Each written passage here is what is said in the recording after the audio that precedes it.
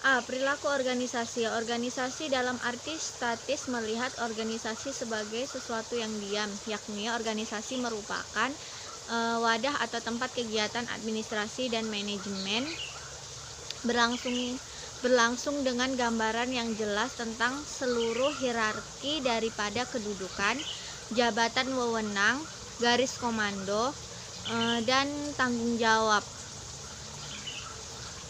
Sedangkan organisasi dalam arti dinamisme itu lebih menyoroti isi aktivitas atau kegiatan dalam organisasi, serta aspek atau proses kerja sama untuk mencapai tujuan bersama.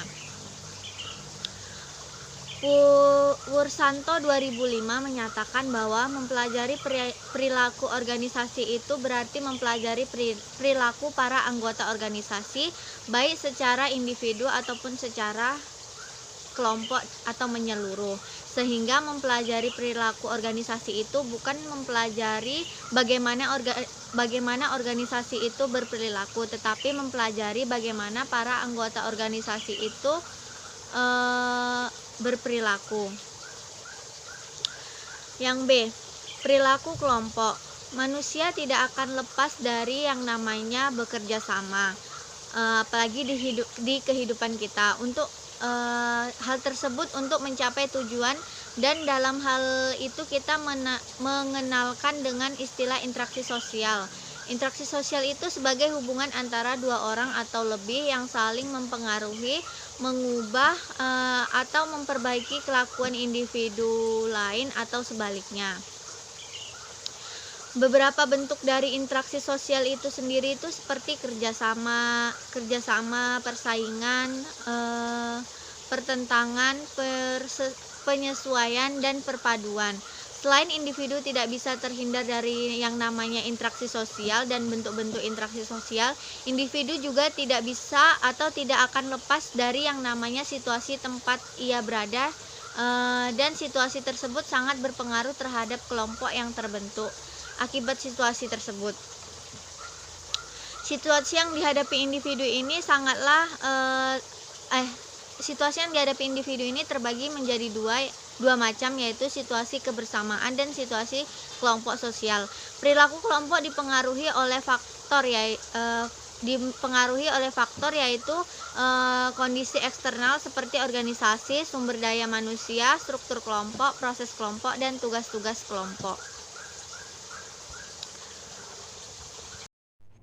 Baiklah, saya Mewita Purnamasari Ia akan mempresentasikan poin yang bagian E, menilai perilaku manusia, dan poin yang bagian F, keefektifan kelompok. Menilai perilaku manusia.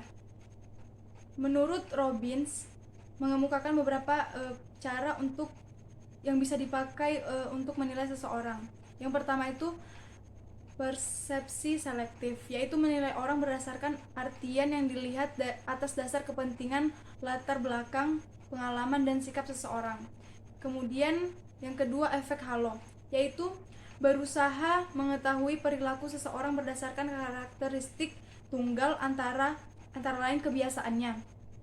Yang ketiga, yaitu efek kontraks, menilai kepribadian seseorang dengan cara membandingkan dengan orang baru yang baru dijumpainya.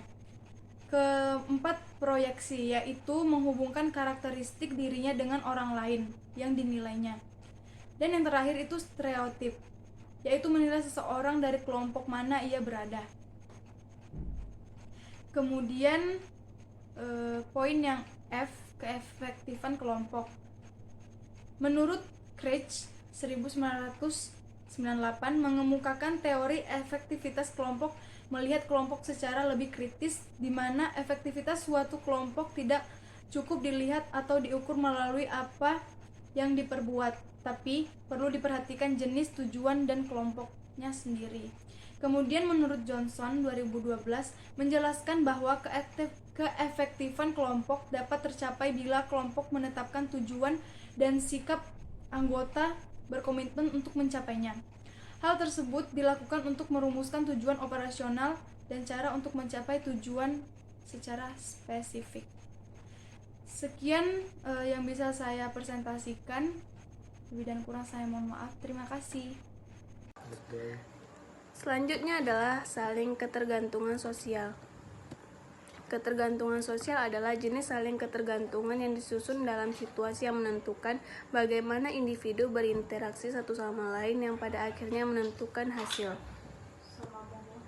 Terdapat 3 cara di mana saling ketergantungan dapat disusun dalam situasi. Yang pertama, saling ketergantungan yang positif, yaitu kerjasama. Yang kedua, saling ketergantungan yang negatif, yaitu persaingan.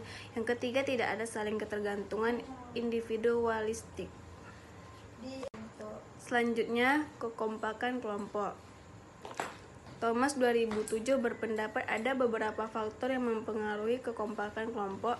Yang pertama, kepemimpinan kelompok. Yang kedua, keanggotaan kelompok. Yang ketiga, nilai tujuan kelompok. Yang keempat, homogenitas anggota kelompok. Yang kelima, keterpaduan kegiatan kelompok. Dan jumlah anggota kelompok. Baik, sekian. Terima kasih.